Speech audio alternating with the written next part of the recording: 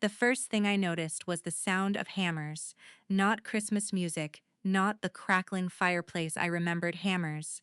I stood frozen in the driveway, snow falling softly onto my coat, as workers carried sheets of drywall through the front door of my vacation home. My vacation home, the cabin my late husband and I had spent 20 years building. The place where every Christmas memory lived, the place nobody was supposed to be. For a moment, I wondered if I had the wrong address. Then I saw a dumpster parked beside the garage. My heart dropped. The red shutters I had, hand-painted with my husband, were gone. The front porch swing where we'd watched sunsets together was missing. And through the front window, I could see strangers tearing down the stone fireplace. I felt sick. I stepped out of my car and marched through the snow. "Excuse me," I shouted. A worker looked up. "Can I help you?" "Yes," I said. "This is my house." The man blinked. "No, ma'am, we're renovating for the owner." I nearly laughed. "I am the owner." The worker looked confused. Then another voice interrupted. "Oh." I turned, and there she was, my daughter-in-law, Brittany, standing in the doorway, holding a clipboard, smiling like she belonged there. "Merry Christmas, Diane." I stared at her. "What are you doing?" She looked around casually. "Improving the place." Improving, that single word hit me harder than any insult ever could, because she wasn't just renovating a house, she was erasing memories. My memories. My husband had died 5 years earlier, after 42 years of marriage.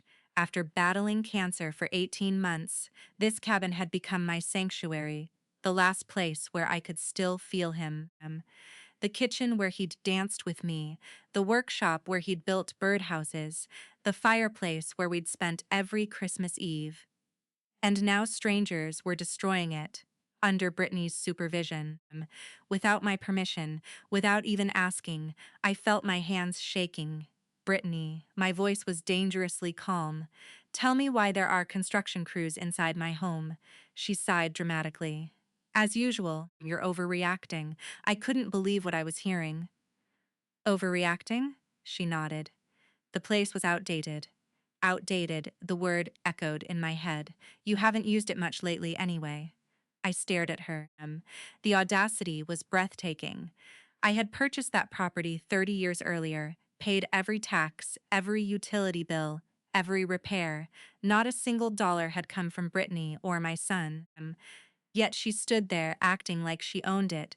Then she said something that changed everything. I figured eventually this house would belong to us anyway. Silence. Pure silence. Even the workers stopped moving. I looked directly into her eyes, and for the first time, I saw the truth. This wasn't a misunderstanding. This wasn't poor judgment. This wasn't an accident. Brittany believed my life was already over. She believed my property was already hers, and she was simply taking possession early. Something inside me shifted. Not anger, not yet. Something colder. Much colder.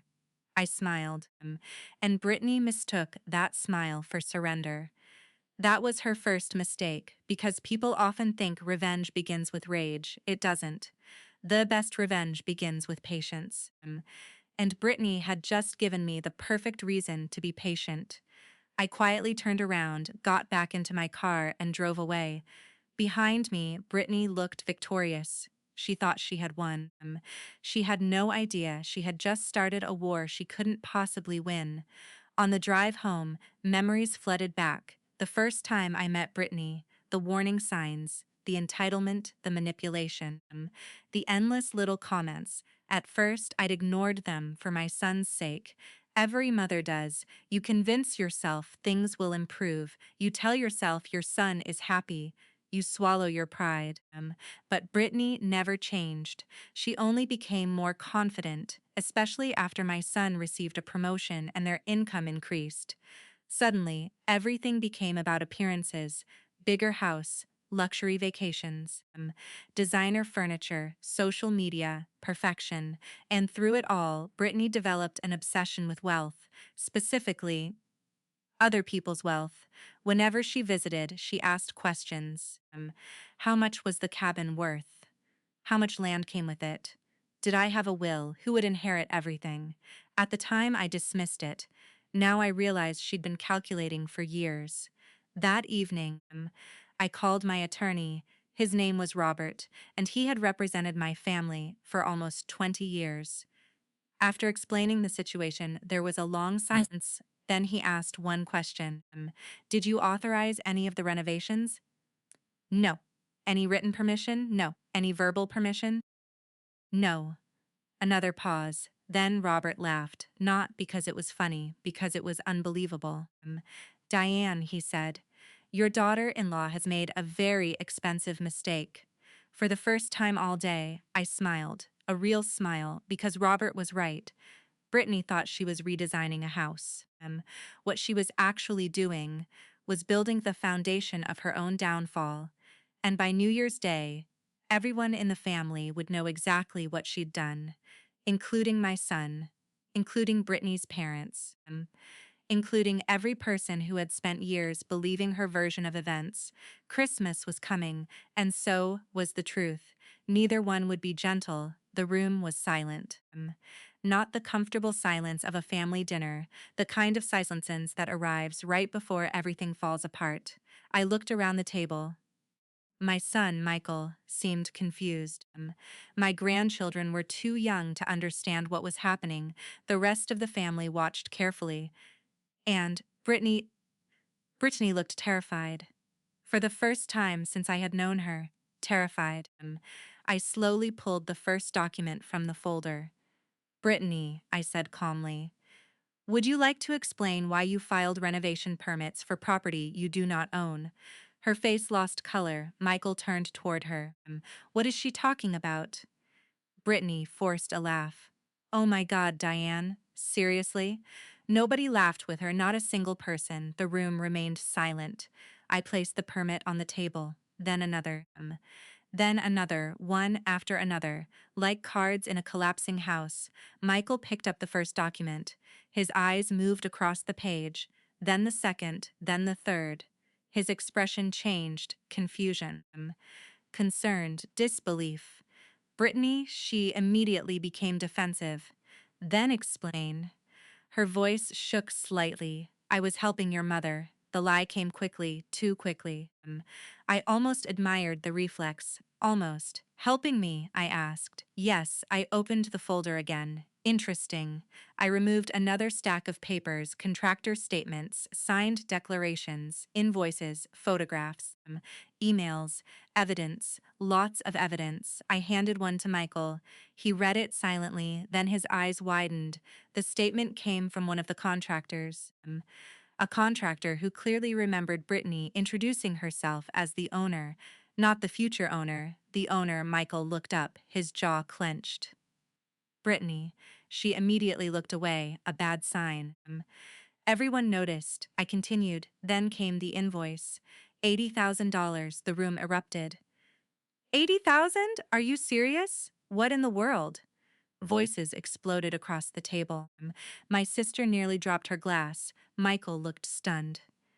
$80,000? Brittany swallowed hard. I was improving the property. You don't own the property. The words came from Michael, not me. Michael. And hearing them seemed to hit Brittany harder than anything I could have said. For years, she had controlled every conversation, manipulated every disagreement, twisted every situation. But facts don't negotiate, facts don't care about excuses, facts simply exist. And tonight, the facts were winning. Brittany looked around desperately matching for support, finding none. Then she tried another tactic, the victim tactic, the one she always used when cornered. Tears appeared, right on schedule. I was only trying to help this family. Nobody responded. The silence was brutal, because everyone could see what she was doing, even Michael, especially Michael. Then I pulled out the document that changed everything. The permit application, the one carrying a signature that looked suspiciously like mine, except it wasn't. It had been copied, imitated, forged. I placed it directly in front of Michael. His face became pale. He stared at it, then at Brittany. then back at the paper. Brittany, she froze. Tell me you didn't do this. No answer, the silence was answer enough. Michael stood slowly from his chair. I had never seen that look in his eyes before. Not anger, disappointment, pure disappointment, the kind that destroys trust, the kind that takes years to build and seconds to lose. Brittany. His voice was low. Did you forge my mother's signature? Her tears started flowing harder, but still she didn't answer. Michael slammed his hand on the table. The sound echoed through the room. Did you? The children jumped. Several relatives gasped. And finally, Brittany broke. Yes, the word exploded from her mouth. Then came more, much more. Months of frustration, months of entitlement, months of resentment, all pouring out at once. Because none of this is fair. The room froze. She pointed directly at me. You have everything. Nobody moved. Nobody spoke. Brittany kept going. The house, the investments, the land, the cabin. Her voice rose higher. And we're supposed to wait forever while you sit on it all. The words hit the room like a bomb. Every mask she had worn for years vanished. Every fake smile. Every polite conversation. Gone for the first time. Everyone saw the real Brittany, not the version she showed online, not the version she showed neighbors, the real one. And it was ugly. Michael looked devastated because he finally understood. This had never been about renovations. It had never been about family. It had never been about helping. It was about money. Only money. I watched my son realize the truth in real time. His entire marriage suddenly looked different. Every argument, every financial decision, every conflict involving me. He was replaying years of memories and seeing them through a completely different lens. Then Brittany made the biggest mistake of all. She pointed at me again. If she dies tomorrow, it's ours anyway. Silence, Dobsable silence, the kind that feels physical. Even Brittany seemed to realize what she'd just said. Too late. The damage was done. Several relatives looked horrified. One aunt covered her mouth. Another family member simply stood up and walked away. Michael looked like he'd been punched because no husband wants to hear his wife talk about his mother's death like a financial transaction. No son wants to hear that. Ever. And there was no taking those words back. Not now. Not ever. The tears stopped working. The excuses stopped working. The manipulations stopped working. Everything stopped working. Because the truth was finally standing in the middle of the room, and everyone could see it. Then Michael did something nobody expected. He removed his wedding ring, slowly, silently, and placed it on the dining table. The tiny sound of metal touching wood echoed through the room. Brittany stared at it, horrified. Michael, he didn't answer. Michael, please. Still nothing. Finally, he looked directly at her. You lied to me. She shook her head frantically. No, you lied to my family. Michael, you forged documents. I can explain. You talked about my mother's death like it was an investment strategy. The tears returned instantly. But they no longer mattered because everyone knew what they were now. Not grief, not regret. Fear.